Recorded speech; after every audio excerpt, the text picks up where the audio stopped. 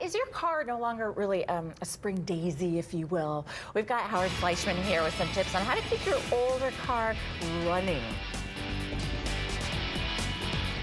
Let's talk about your New Year's resolutions. It is the 20th, which means you probably are done with them. Is it the 20th or the 21st? 21st. It's the 21st. So you're probably all done. But I'm picking them up right now. I'm starting again right now. I'm going to work out during this segment. Okay.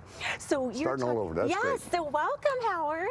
You're talking about our resolutions. Talking about our resolutions, you know, we're going to all lose weight. We were. Well, we were. Yeah. Okay. We were going to save more money. We're going to quit save more money. smoking. Going to quit smoking. Right. All those things. It's starting to dwindle. It certainly is with me. Great. One of the other things is a resolution: take care of your car. Okay, whether you're maintain it at home yourself or you have a shop that you tied. But you have to take it there. You got to take it there. You got to take it there. Okay. But today it's much easier because everybody has online appointments. Most shops will pick up and deliver. Sure. I mean, there's so many things and it makes it so much easier. But if you do your maintenance, you're going to stay on top of that automobile and cut your costs. The average vehicle, the average person is going to spend $800 to $1,200 on a vehicle a year for maintenance and repair. 2/3 of that is going to be unplanned or unexpected. Okay, so we can avoid that by keeping up with the maintenance, right? Then we know what's coming. Okay. Go to your owner's manual, go to the severe weather, and follow that process, whatever it is. If it's oil changes at 5,000 miles, whatever that might be. But remember, Arizona is severe. In the winter as well as the summer? Well, the winter's not so bad, but the summer but during the summer, okay. Okay. So what should we be checking right now? Well, obviously, check and see when you had your last oil change. Yes. Maybe time. If you're working with a good shop in town, they're already telling you, hey, it's time for that oil change. Now, can I ask you for the oil change? Do we go by the sticker we're getting or by the manual, what they tell us? Well, the manual and the sticker should match. If they don't match, there's a problem. Okay. Okay? Gotcha. But most cars, like yours, I believe, doesn't it tell you when it's time for maintenance? It does tell me. Okay, yeah. So that's what you should go by because that's actually measuring the way the oil's working, it's taking care of, you know. All right. So stay focused on that. The other thing is, the best used car you're ever going to have is the one you're driving now. How affirming is that? That makes you feel good. Okay, and why is that?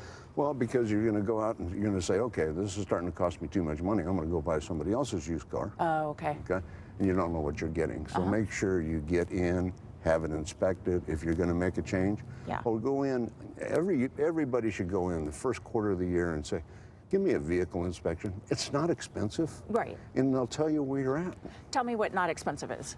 $19.95 for a complete vehicle inspection. Gotcha. Okay. Or tied to an oil change. Also, something you just told me though, with our tires, we should be checking that more frequently than I think we do. You need to be checking your air pressure at least once a month. Unless you're using nitrogen, you can probably go once a quarter. But if you're using regular air, once a month, check it. It'll tell you, by taking the time to look at it, you'll see if there's any damage on the tire, and if you can get on the roads and enjoy your vacation rather than sit on the side of the road. What about tire rotations? Should we be doing that every time we get an oil change, or? Every 5,000 miles, which is about the average for a vehicle, for an oil change. Yeah.